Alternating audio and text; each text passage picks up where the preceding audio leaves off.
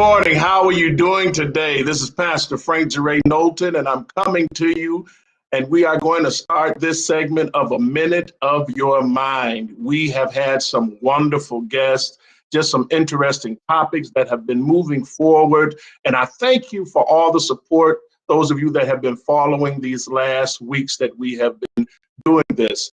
Once again, I just want to let you know that I'm trying to do the best that I can in this season to just talk about the journey of Christians going forward, just the struggles that's going on, that it may be encouraging to someone that might be going through the challenges, and just to let them know that we are still prevailing even through this pandemic. These are some wonderful stories of individuals that have been cast out. You know, just people thought that they would not make it, but they are prevailing and they're giving their stories. So what I want you to do as we begin to start, I'm trying to get this all right. I want you to like, I want you to subscribe. I want you to hit that notification bell that you won't miss a minute of any of these interesting topics that's going on.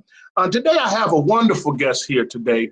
I have Black history right here today. I have Black history today.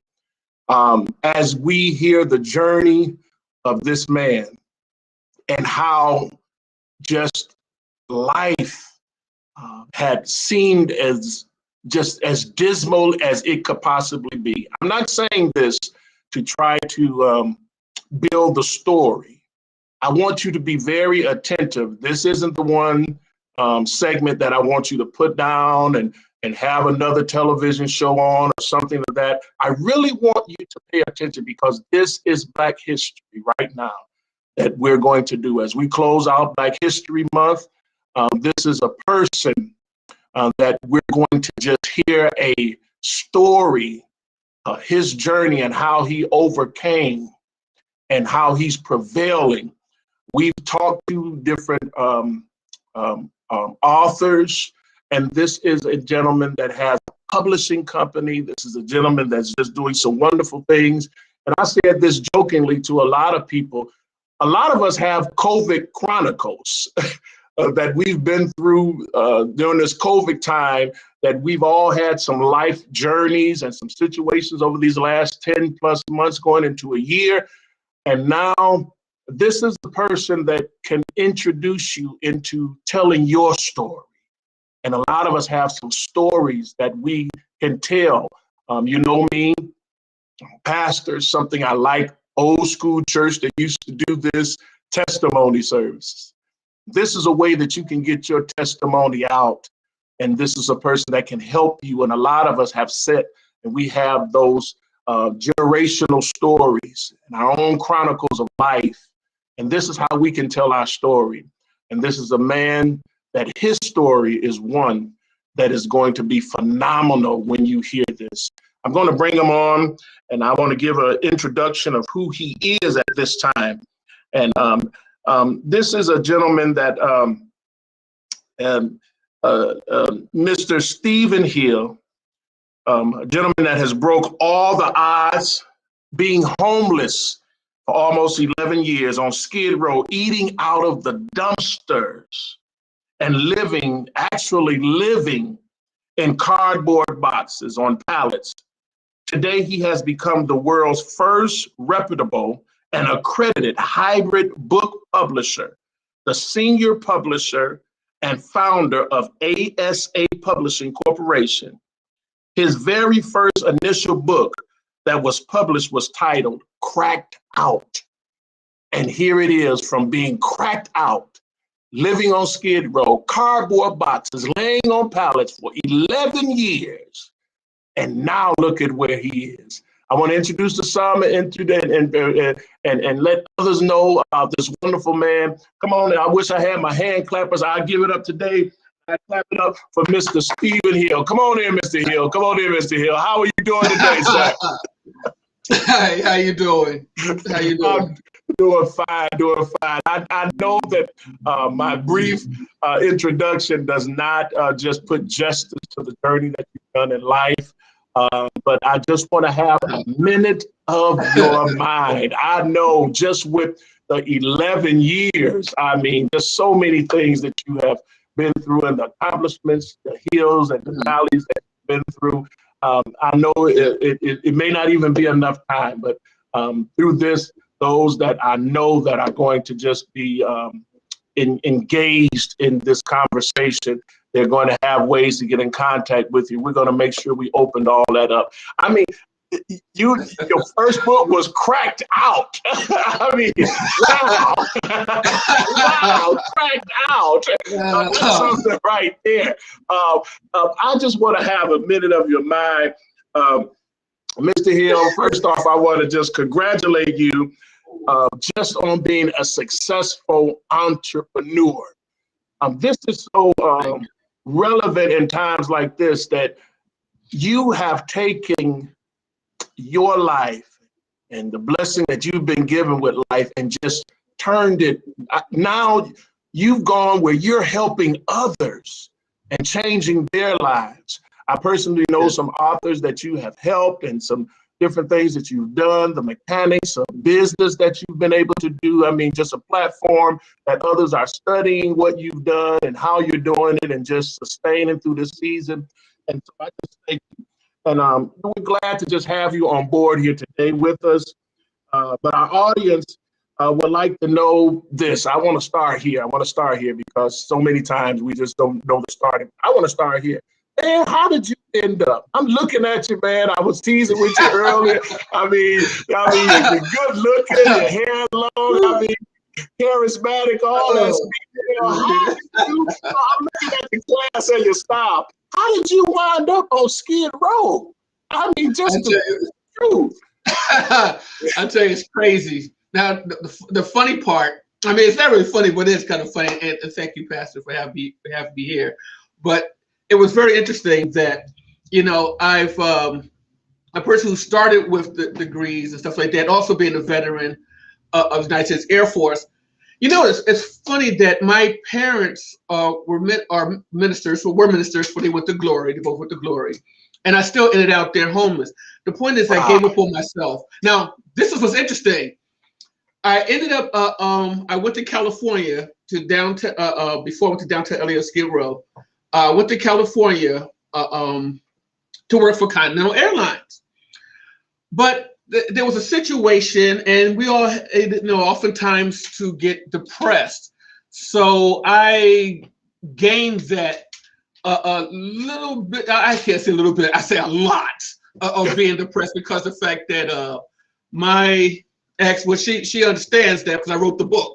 So, well, it's a small book, but actually we'll be writing a larger one and more in detail. But this one is just to help out with a little humor. But it's generally supposed to be kind of like a journal, because I didn't know who I was after 11 years being out there eating out of dumpsters and people's trash cans. And, you know, on Skid Row, on a 6th and Crocker, 5th and San Julian, downtown LA and Skid Row. Now, the funny thing is that I found out through a joke that one of my children that I've had when I was married back then wasn't mine. You know, my brother and I were sitting in the car. Now everybody's joking. They making these jokes. And through the course of time, throughout about almost going a couple of years, kept wondering what was going on. What are they talking about? So here I am. You know, I went home for a little bit or to Atlantic City. I'm originally from Philadelphia, but went to Atlantic City with my mom and they're still talking about this at the dinner table. They just laugh and making jokes. But I did not know I was the joke at the table. Wow. So I'm sitting there going, thinking about it. And then I got in a vehicle with my brother to take me back to the airport. And he said, you know, it's you they talking about, right? And I said, really? He said, you know, that's not your kid. I said, really? And they said, well, you know, your brother was, you know, he had a little thing too. And I said, whoa, wait a minute. I said, all right, now you're messing with me. So I went back to California. And as I went back to California over at Continental, all of a sudden I called up and I talked to one of the children, my oldest son and daughter, about the youngest one. And sure enough, it wasn't. As a matter of fact, this was making it even bad. I found an envelope, a letter said the child wasn't mine because she was for somebody else. And right then and there, I played it cool. I finished doing, at the APU shop, doing electrical systems at the APU shop at Continental Airlines, and I got in my vehicle. Matter of fact, I had a 2AZX. My one of the managers, he had a 2AZX too, and we had drove off together going down PCH, Pacific Coast Highway, heading back home after work. Instead, now I'm talking about instead we going back, together because we were going to go out, for the evening. Instead, I took a detour and I went straight down to downtown LA and Skid Row. I parked my vehicle and I got out. Yep, I got out. And when I got out, I took the battery out. I sold the battery. I had for some knucklehead reason because I knew I wasn't coming back. My mind was lost.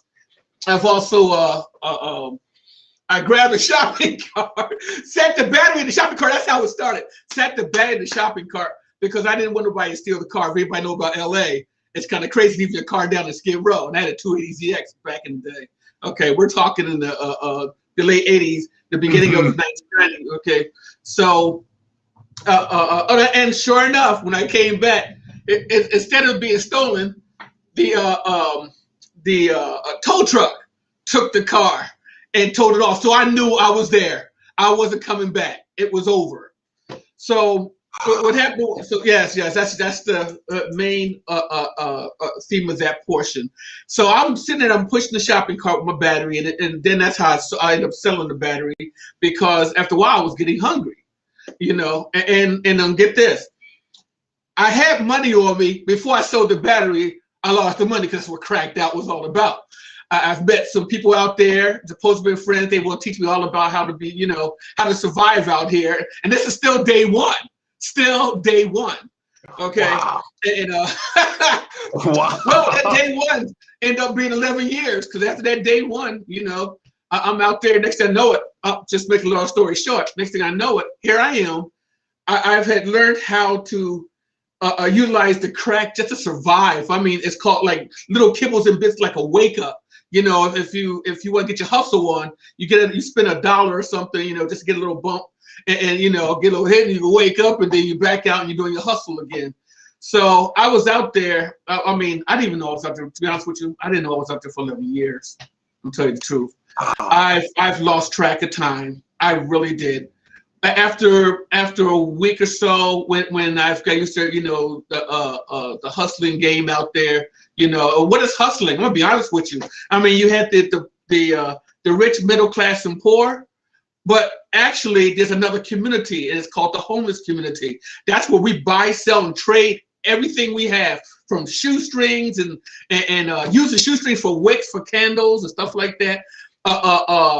The food, we actually go in dumpsters. We want to get a hustle. We go in dumpsters when they like the city market down on 9th and San Pedro, and we get the food out, that like the fruits and stuff like that. We clean it off to see what's still a little bit salvageable, and we go down and sell it down to the Armenians and stuff like that, and they turn around and they sell it.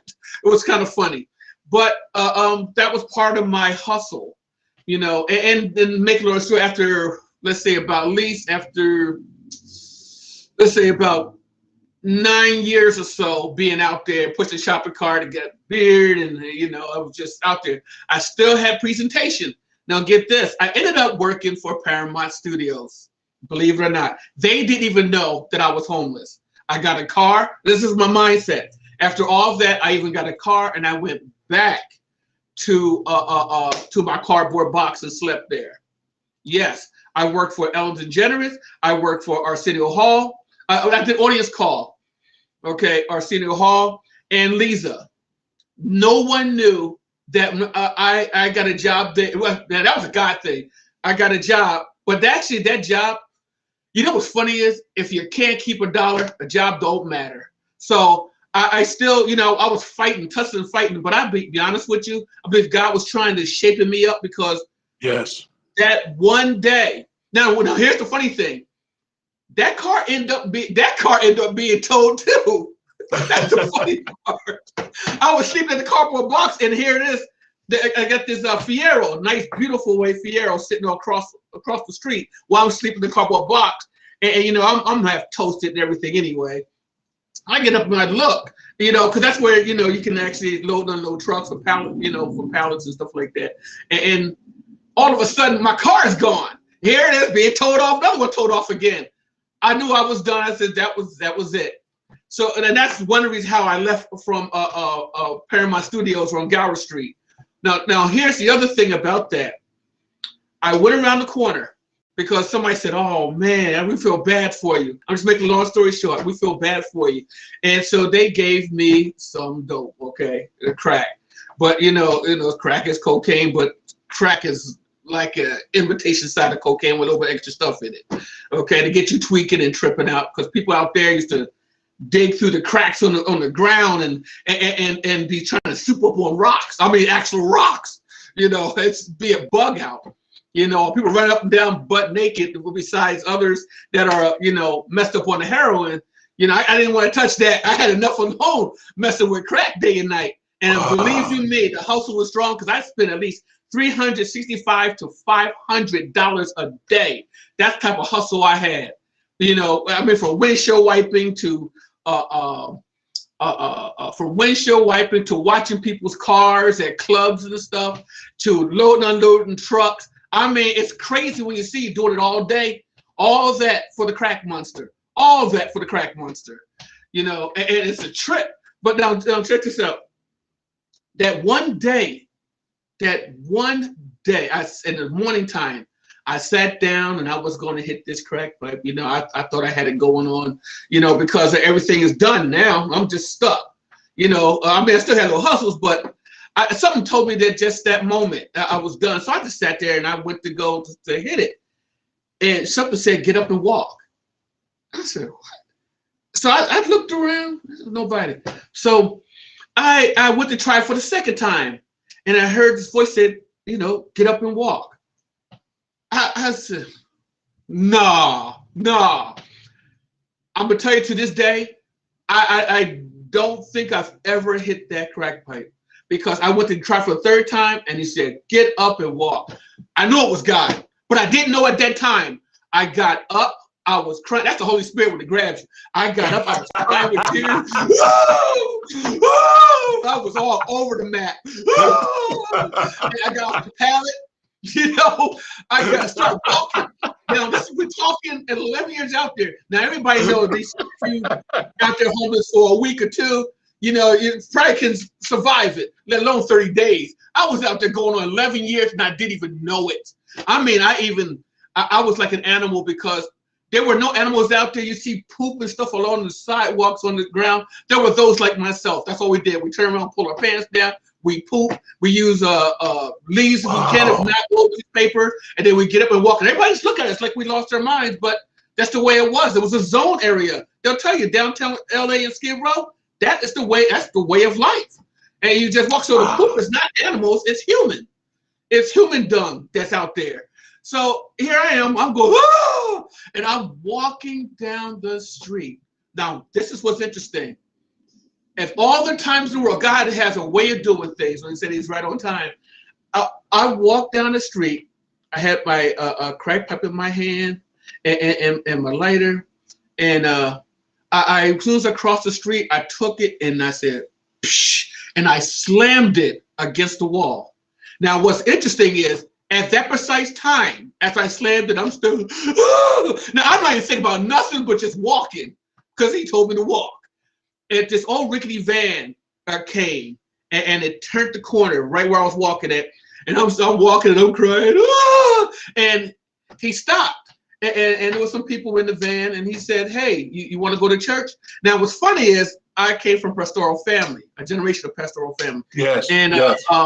And my mother know, because I pointed up and I told her right out in front of her own friends, and said that God can kiss it where, you know, the sun don't shine thing, which I apologize to God back then also, because now I know he wasn't mad at me. I was so messed up, but he was still there. Now, and why I say that's because this time I said, "Yeah, sure, yeah," and I got up in the van. And when I got in the van, and I remember now, after 11 years, all of a sudden at that precise time, he brings somebody there. Now I'm back to my, I was doing, push the shopping cart. Now check this out. This is how ironic this whole thing is. Okay. Now this, I'm telling you, it's crazy. I get in the van, right?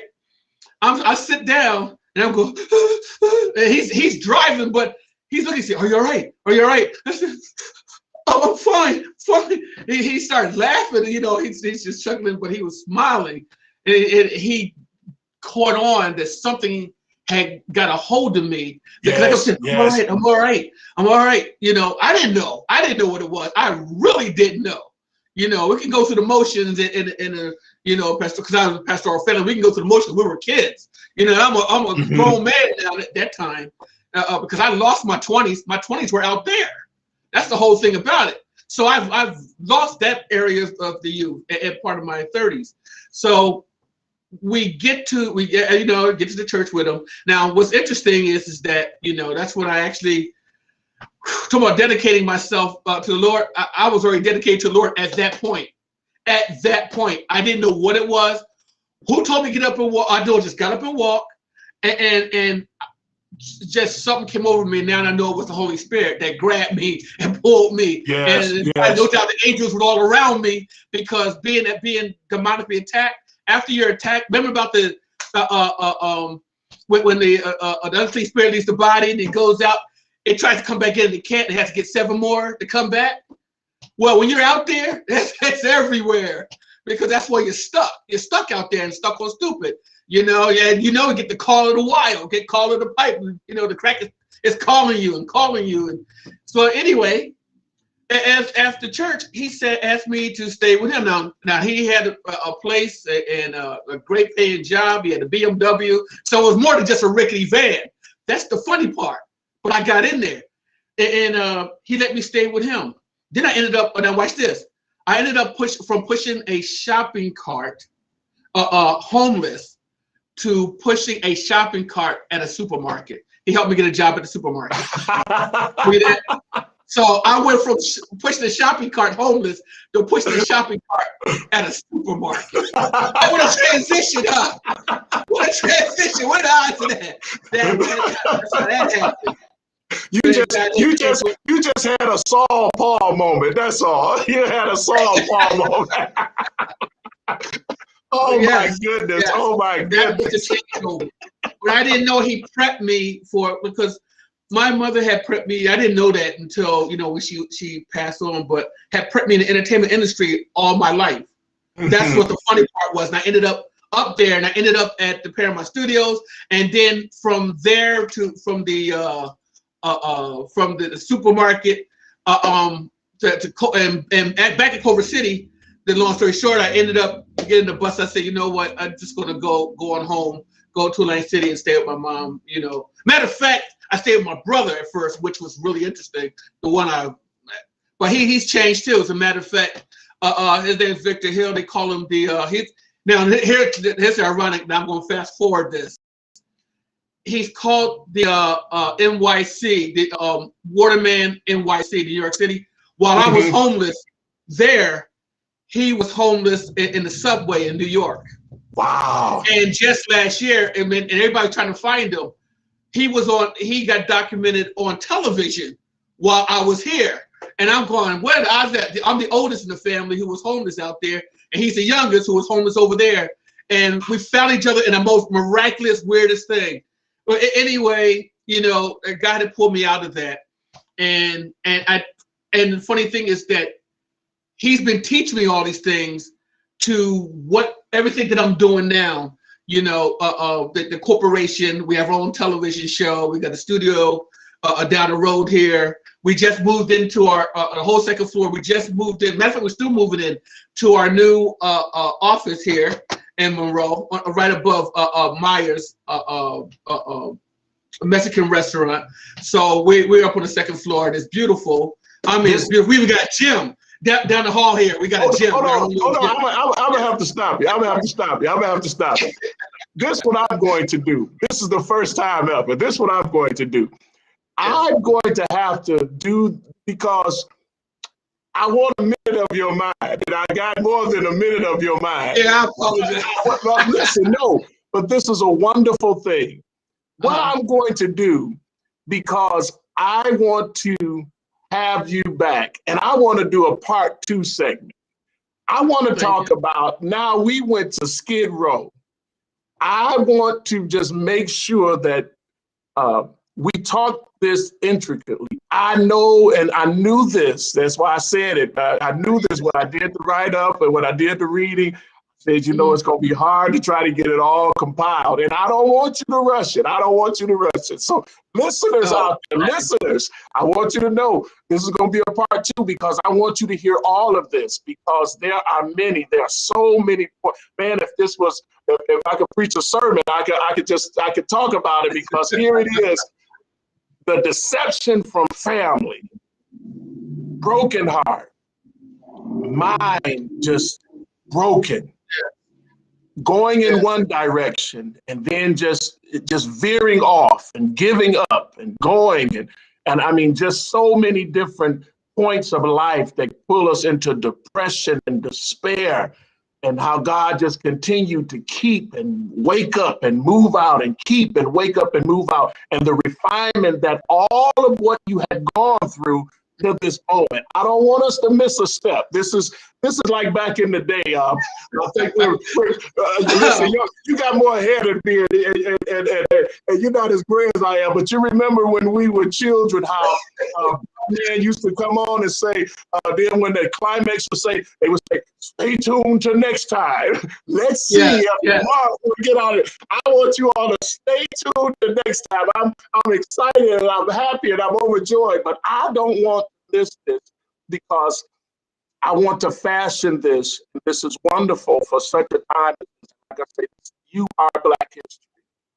You are Black history, and I want to do the best that I can, because your story is so inspiring to others, because there are some that are still swirling in those places of life, whether it be drug use or depression or family issues, church issues, financial issues that are swirling. And there are so many points that the furtherance of your story and the journey that you've been through and the true testimony. This is somebody, ladies and gentlemen, that you can talk to for yourself. This isn't made up. This isn't for any reason. And as I said so many times before, these individuals that I bring to you are individuals that we're putting relationship with. These are people that you can talk to for yourself. These are real people that when you see them, you can say, hey, listen, I saw you, and you know what? Pastor Knolton told me to give you a call. And these are individuals that, as we're going through these spiraling times in life, the inspirational stories of Christians, believers in God, that even though life may have seemed perilous and problematic and pandemic, but I want you to know, with God on your side, you can still prosper, because he has potential that has been in you. And y'all, I want y'all to get this point. He said, Mama was forming him before he even knew it. Mama was preparing him for this. I mean, it's so old. I'm sweating. Oh my goodness, man! I want to do a revival right now. You gave me so many sermons. I want to do a revival right now. Just the story of life, man. It's like Job, man. It's just everywhere, man. And I just want to make sure what I'm going to do. I want to do this. This is my first time ever. So you getting it, man. You getting it. My first time ever. What I'm going to do. And I want to do this because I want there to be time. And actually, the wonderful part about it is that God has allowed me to have this segment and these following of individuals. And so we could go ahead next week. I don't have to say, oh, this person. I want to get the whole story out. So what I'm going to do is, Mr. Hill, I'm going to pause for a moment, go to the people, and then we're going to come back to them next week, if that be okay with you. I know you're a busy man. I know you got it going on. Anytime somebody talking about they renting space above a Myers grocery store, they got some things happening that's going on. Anytime somebody rent retail space like that, I mean, it's just awesome. So I want you, if you could, just give me a moment, and then I'm going to come back to you. We're going to take it a little further with a minute of your mind. Just hold 1 second. Hold 1 second. Okay. To each and every one of you out there, I told you that there will be some exciting just segments that are going to come forward. And this is just one of many more that have been and to come. So I thank you, but I want you all, I mean, hold on to next week. Don't you go nowhere. I want you to like, subscribe, and push that notification button because you don't want to miss this. This is a part 2 segment. Now, we've talked about Skid Row, but I want to let you hear the story of the elevation that's going to come after this. And I'm talking about it's not over with yet. There is such greatness that is coming from this. And I want you all to understand that all glory goes to God. And the wonderful thing that he's has done is that the talk about how the family, the reconstruction, the love that's there, as well as the brokenness that's there. So I want you just to hold on until next week time. And so I want you to just understand that I'm just getting a minute of the mind of some awesome people and the problems that they've been through, but how they are prevailing through such times as this. I want you to leave a comment for next week's show, and we'll be able to get back to you. I want you to tune in next week for a minute of your mind. Oh, so excited. I can't wait to see you next week.